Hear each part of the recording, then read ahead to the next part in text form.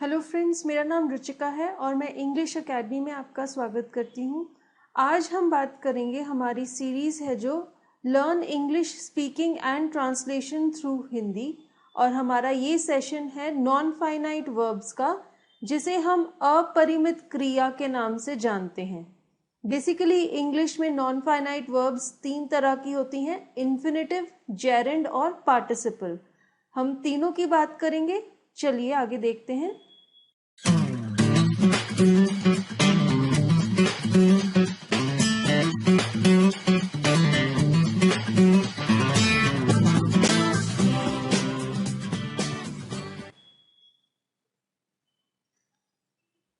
सबसे पहले हम बात करेंगे कि नॉन फाइनाइट वर्ब होते क्या हैं। What are non finite verbs? अपरिमित क्रियाएं क्या करती हैं? वो मुख्य क्रिया का अर्थ स्पष्ट करने के लिए सकर्मक क्रिया के साथ उपयोग की जाती हैं। तो basically non finite verbs are verbs which are used along with the main verb, and the main verb has to be transitive. Transitive means that it carries the object along with it. And the main purpose of the non-finite verb is to explain the meaning of the main verb. जैसा कि मैंने आपको बताया, English language में non finite verbs की 3 types हैं: infinitive, gerund and participle. Let us talk about all of these. Now first of all, let us talk about verb as an infinitive. The first rule to use infinitive is that we use to, that is a preposition, along with the base form or the first form of the verb. Now here are some examples of infinitives. First one is to go. Hindi में इसका अर्थ होता है जाना. To eat, खाना. To cook, cook means पकाना. To make means कुछ भी बनाना. To bake, इसका भी मतलब होता है पकाना. एग्जाम्पल सेंटेंस है, मैं खाना चाहता हूं. अब यहां पर मुख्य क्रिया है चाहता हूं. आप कुछ चाहते हैं, और क्या चाहते हैं आप? उसका उत्तर है खाना. इंग्लिश में जब हम इस सेंटेंस को ट्रांसलेट करेंगे, मैं के स्थान पर आ जाएगा आई. चाहता हूं के स्थान पर want. अब सेंटेंस हमारा बन जाता है आई want. और अगर हम सवाल पूछें व्हाट डू आई want, तो हमें उत्तर मिलता है आई want to eat.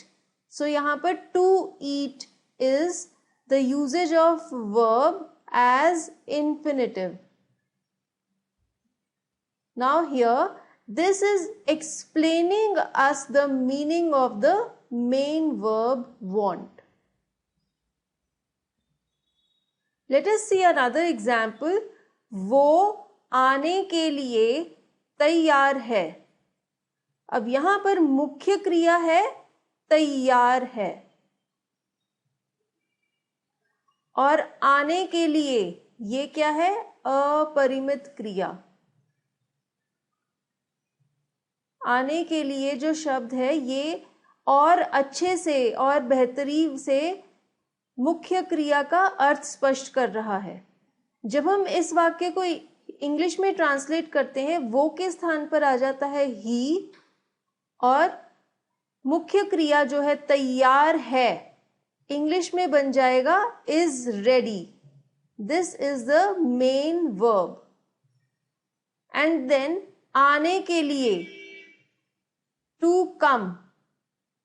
So here to come is the verb as infinitive.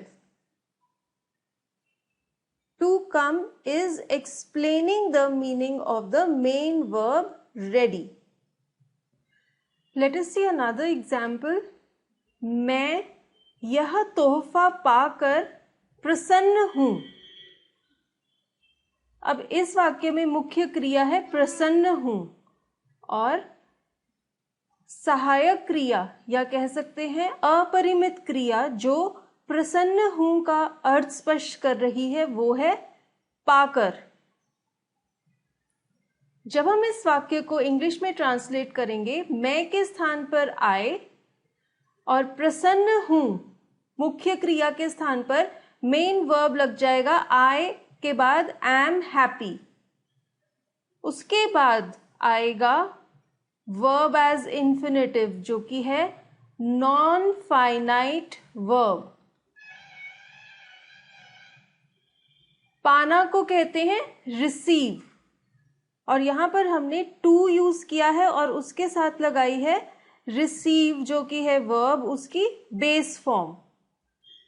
और फिर यह तोहफा, इसको हम इंग्लिश में कहेंगे दिस गिफ्ट. तो सेंटेंस इंग्लिश में बन जाएगा I am happy to receive this gift. Second rule है वर्ब को इन्फिनेटिव की तरह यूज करने का. कुछ ऐसे वर्ब्स हैं जिनके बाद इन्फिनेटिव फॉर्म ही आता है. उनके एग्जाम्पल्स देखते हैं. टू अग्री मीन्स किसी बात से मानना. टू लर्न यानी कि किसी चीज को याद करना. टू मैनेज किसी चीज को संभालना. टू ट्राई कोशिश करना. टू फेल हारना. टू केयर किसी का ध्यान रखना. टू प्रॉमिस वादा करना. टू रिफ्यूज मना करना. तो ये जो वर्ब्स हैं ये हमेशा ऐसे टू के साथ ही प्रयोग होते हैं बेस फॉर्म में. फ्रेंड्स, हमारा एक अलग से लेसन है जहां पे हमने फॉर्म्स ऑफ द वर्ब के बारे में बात की है. अगर आप इसके बारे में जानकारी चाहते हैं नीचे दिए गए लिंक पर जाकर वो वाला लेसन आप देख सकते हैं. अब हम इस सेकेंड रूल का एग्जाम्पल देखते हैं. तुम्हें पाठ याद करना ही है. इंग्लिश में तुम्हें के स्थान पर हम यू यूज करेंगे. You have to learn. अब यहां पर हैव है ही है के स्थान पर. कोई चीज जो मैंडेटरी है. मैंडेटरी मीन्स बहुत जरूरी है. You have to learn. So to learn is the verb as an infinitive. और हमेशा learn इसी वे में यूज होता है to के साथ. You have to learn the lesson. पाठ को हम इंग्लिश में lesson कहते हैं. थर्ड रूल है वर्ब को इन्फिनेटिव की तरह यूज करने का.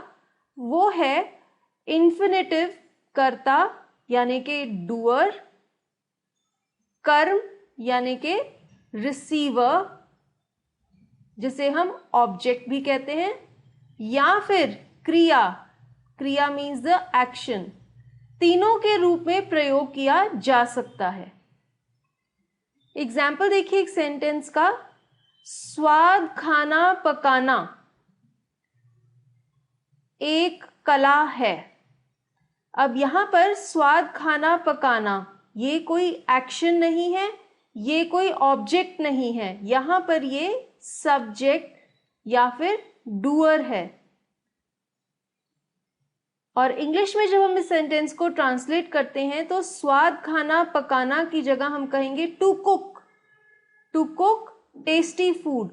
स्वाद खाना मीन्स टेस्टी फूड और पकाना के स्थान पर टू कुक.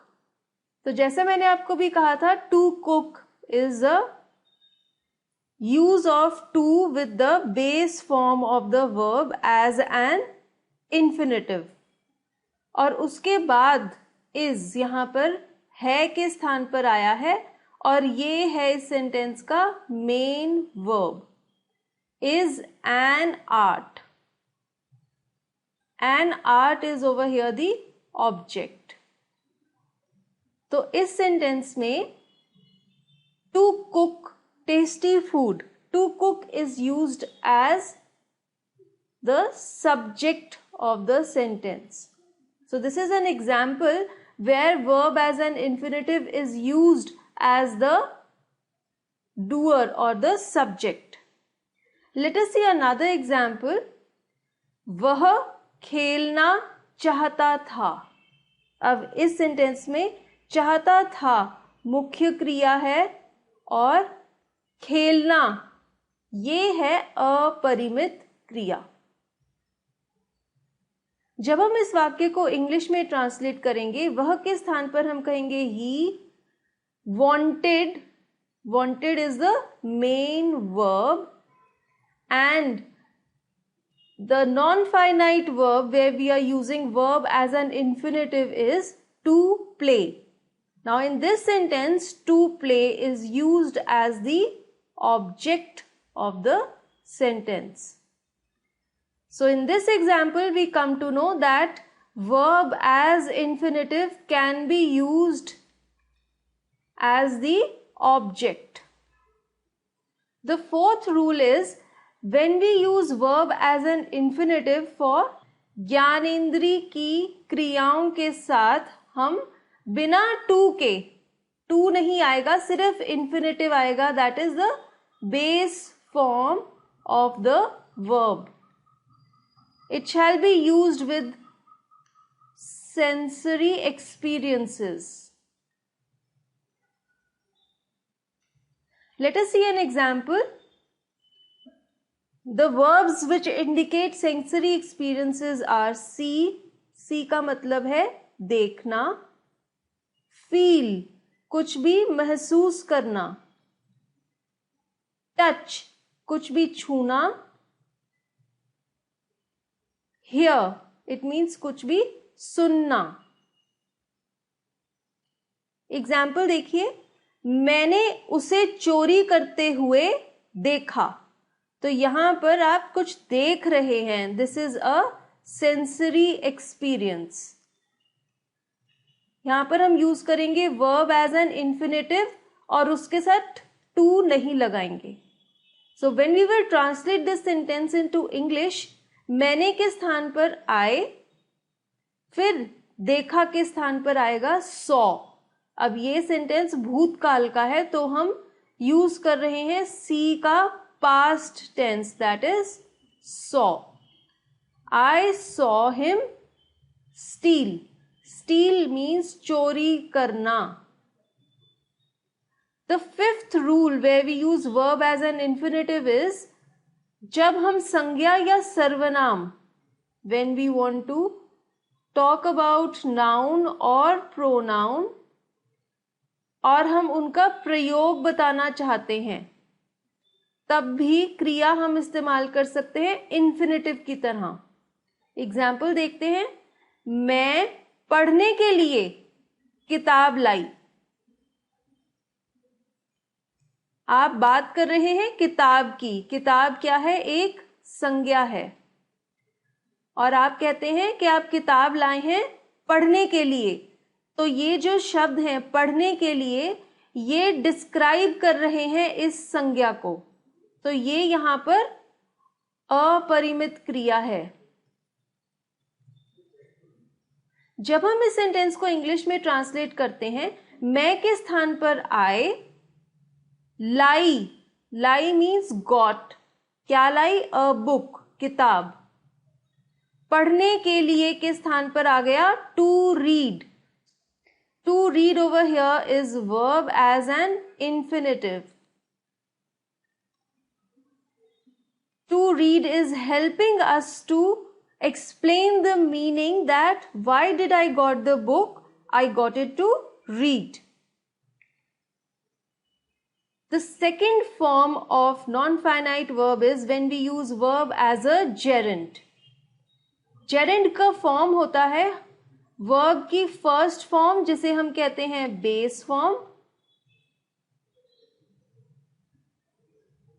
और उसके साथ एंड में आईएनजी जोड़ देते हैं।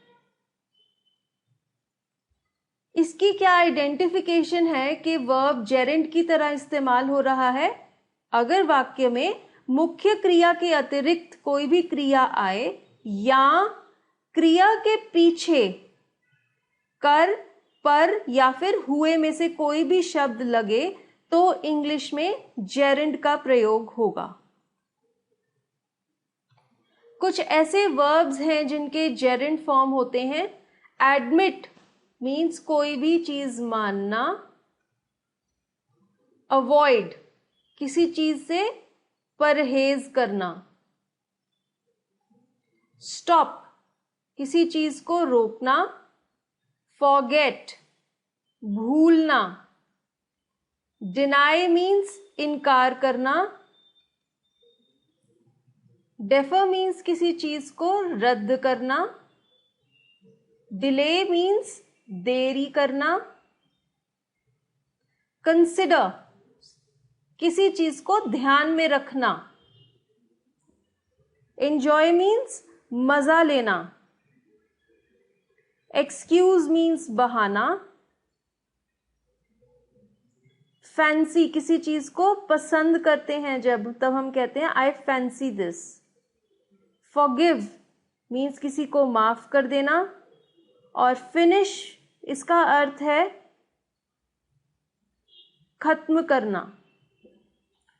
कुछ और वर्ब्स हैं जो जेरेंड फॉर्म करते हैं। इमेजिन किसी चीज को सोचना, इन्वॉल्व किसी चीज को अपने साथ मिलाना,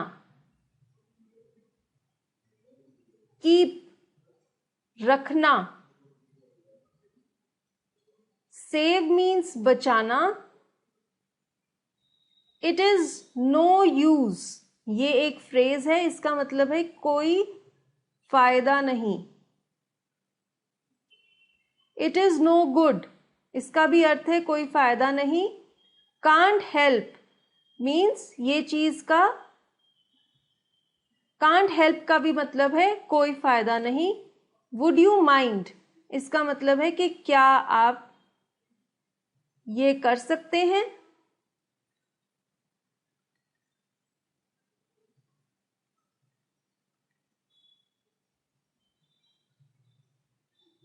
अब देखते हैं verb as a gerund English में कहां पर यूज होगा। बेसिकली जब हम क्रिया को नाउन की तरह इस्तेमाल करते हैं, it means that when we name any activity rather than a person or a thing, that name is called verb as a gerund।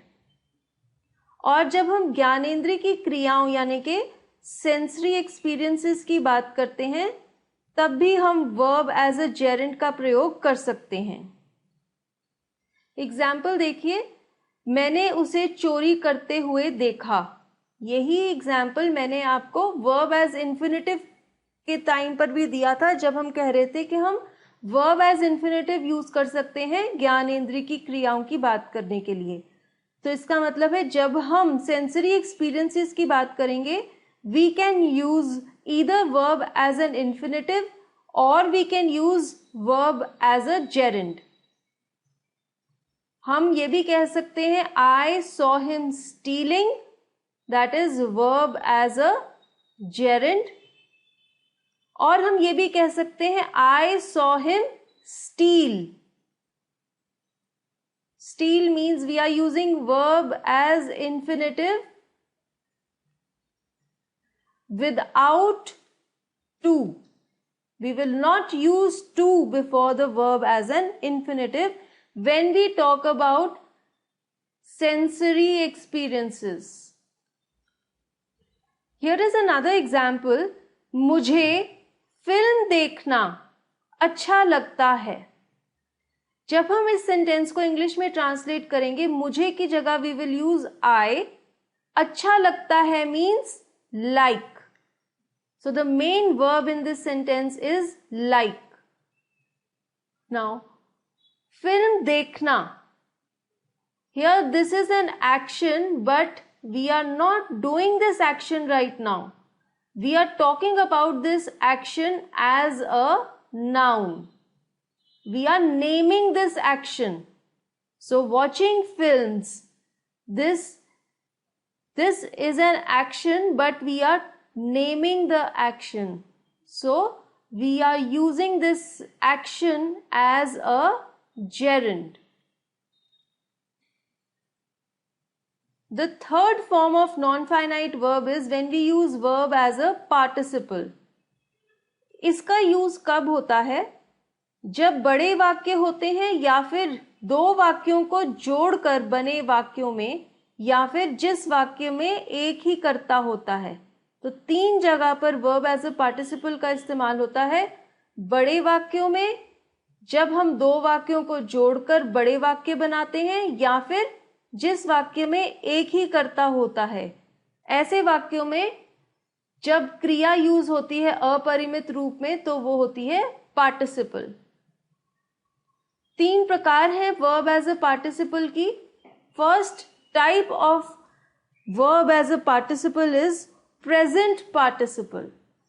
The verb as a present participle is formed by joining the verb in the first form, that is the base form, and adding ing at the end of this verb. The first rule where we use present participle is जब दो कार्य एक ही कर्ता द्वारा किए गए हों. जब there is one doer, he is doing 2 actions, then we use verb in the present participle form. Let us see an example. नाचते हुए वह गा भी रही थी. तो यहां पर कर्ता एक ही है, एक लड़की है वह, और वो 2 कार्य कर रही है, नाच भी रही है और गा भी रही है. तो इस सेंटेंस को हम जब इंग्लिश में ट्रांसलेट करते हैं, शी, वह के स्थान पर शी वॉज इसलिए आया है क्योंकि ये पास्ट टेंस में सेंटेंस है. रही थी के स्थान पर वॉज आएगा. She was singing. गाना को सिंग कहते हैं, और सिंग बेस फॉर्म के साथ हमने आईएनजी जोड़कर प्रेजेंट पार्टिसिपल फॉर्म बना दी है, सिंगिंग. इसी तरह डांस है बेस फॉर्म वर्ब का, उससे हमने ई हटाकर साथ में आईएनजी जोड़ दिया, बन गया डांसिंग. तो सेंटेंस बन गया she was singing while dancing. Second rule जहां पर प्रेजेंट पार्टिसिपल यूज होता है, जब एक साथ 2 कार्य किए जा रहे हों. ऐसे सेंटेंसेस में हम प्रेजेंट पार्टिसिपल फॉर्म यूज करते हैं. एग्जाम्पल देखिए, बिजली आ जा रही थी. बिजली को हम इंग्लिश में इलेक्ट्रिसिटी कहते हैं. इलेक्ट्रिसिटी वॉज, थी के स्थान पर वॉज आ गया. आ जा रही थी, आना मीन्स कम. यह है बेस फॉर्म वर्ब की, और इसके साथ हमने आईएनजी जोड़ दिया और ई को हटा दिया, तो बन गया कमिंग. जाना को इंग्लिश में हम कहते हैं गो. इसके साथ भी आईएनजी जोड़ दिया इसको पार्टिसिपल बनाने के लिए, गोइंग. तो 2 कार्य एक साथ हो रहे हैं. बिजली आ जा रही थी, electricity was coming and going.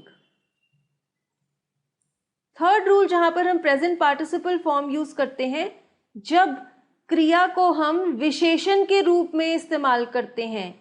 That means when we use verb to describe a noun और a pronoun, then we use the present participle form of the participle.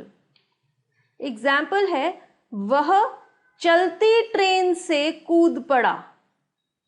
English में जब हम इस सेंटेंस को ट्रांसलेट करते हैं, वह के स्थान पर ही. कूद पड़ा को इंग्लिश में कहते हैं जंप्ड ऑफ. चलती ट्रेन से, अब चलती ट्रेन है जो, ये बता रही है विशेषता कि ट्रेन कैसी थी, ट्रेन चल रही थी। इंग्लिश में आएगा द मूविंग ट्रेन। तो यहां पर मूविंग क्या है, ये है present participle. Moving is used to describe the train, so moving is used as an adjective.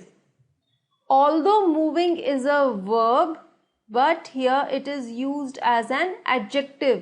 It is describing the train. The second type of participle is past participle.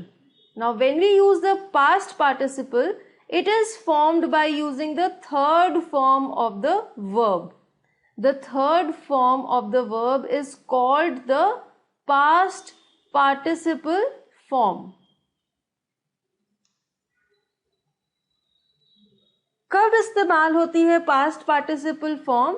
जब हमने संज्ञा, that is the noun, उसका कोई गुण या विशेषता बतानी हो जो घटित हो चुकी हो, यानी कि वो भूतकाल में घटित हुई हो। ऐसी कोई विशेषता या गुण, means when we want to describe the noun and the incident has happened in the past, then we use the past participle form. Here is an example.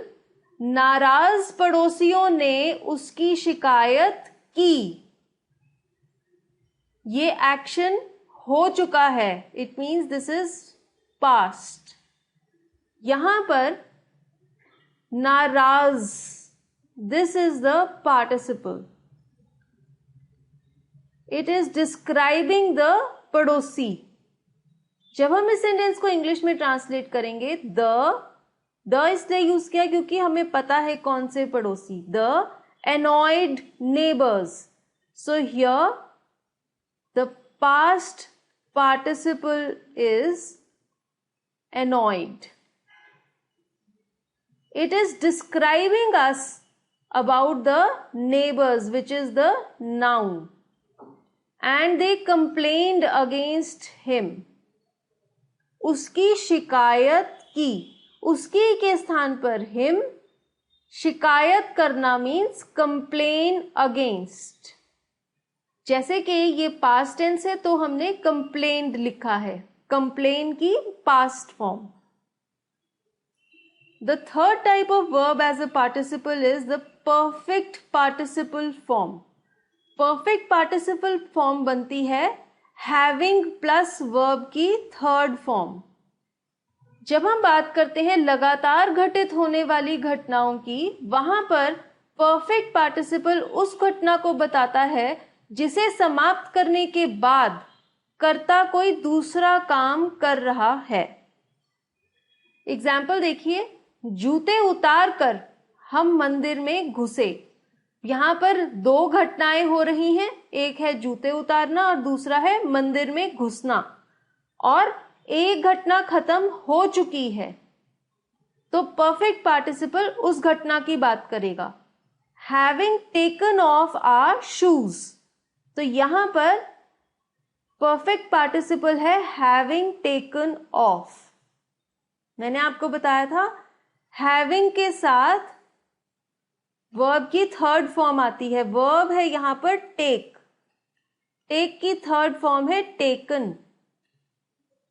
Taken off, जूते उतारना, उतारना means take off. Having taken off our shoes, हम मंदिर में घुसे, इसको हम English में कहेंगे वी एंटर्ड द टेम्पल। अब कुछ सेंटेंसेस हैं आपकी प्रैक्टिस के लिए, आप इन्हें इंग्लिश में ट्रांसलेट करके फिर आगे चल के इनके आंसर्स देख सकते हैं। पहला सेंटेंस है, आराम करके उन्होंने यात्रा जारी की। यहां पर भी दो कार्य हो रहे हैं, आराम करना और फिर यात्रा जारी करना। पहला कार्य समाप्त हो चुका है, तो यहां पर हम परफेक्ट पार्टिसिपल का इस्तेमाल करेंगे That means we will use having plus third form of the verb. Sentence in English will be having rested, they continued the journey. The next sentence for your practice is मैंने उसे बोलते हुए सुना. अब इस सेंटेंस को जब हम इंग्लिश में ट्रांसलेट करेंगे तो दो तरह से हम ट्रांसलेट कर सकते हैं. हम वर्ब एज एन इन्फिनेटिव भी यूज कर सकते हैं और हम वर्ब एज ए जेरेंड भी यूज कर सकते हैं, क्योंकि यहां पर हम बात कर रहे हैं सेंसरी एक्सपीरियंस की. सेंसरी एक्सपीरियंस है सुना, दैट इज हर्ड. तो हम सेंटेंस इंग्लिश में कह सकते हैं आई हर्ड हिम स्पीक, या फिर हम ये भी कह सकते हैं I heard him speaking. The next sentence is वह चोरी करने से डरता है. इस सेंटेंस को जब आप इंग्लिश में ट्रांसलेट करेंगे, चोरी करना, now this is also an action, but here we are naming this action. Actually इस सेंटेंस में वर्ब है डरना. यहां पर हम यूज करेंगे verb as a gerund. He dreads, डरना मीन्स ड्रेड्स, और चोरी करना that is stealing. Basically base form of the verb is steal, that is चोरी करना. इसके साथ हमने जेरेंड बनाने के लिए आईएनजी जोड़ दिया, तो हमारा वर्ब एज अ जेरेंड बन गया स्टीलिंग. एक और सेंटेंस है इस फटे हुए पर्दे को मरम्मत की जरूरत है. इसका आंसर है इसके स्थान पर दिस, फटे हुए पर्दे को, टॉर्न कर्टन, नीड्स मेंडिंग. अब यहां पर हमने यूज किया है past participle form of the verb. It is describing the noun that is the curtain. And past participle form में हम third form use करते हैं verb की. Verb है tear और उस third form में वो बन जाता है tone. हमारा ये लेसन यहीं पे समाप्त होता है. देखने के लिए आपका बहुत बहुत धन्यवाद. और अगर आपको ये लेसन अच्छा लगा हो तो हमारा चैनल इंग्लिश एकेडमी, इसको जरूर सब्सक्राइब कीजिए.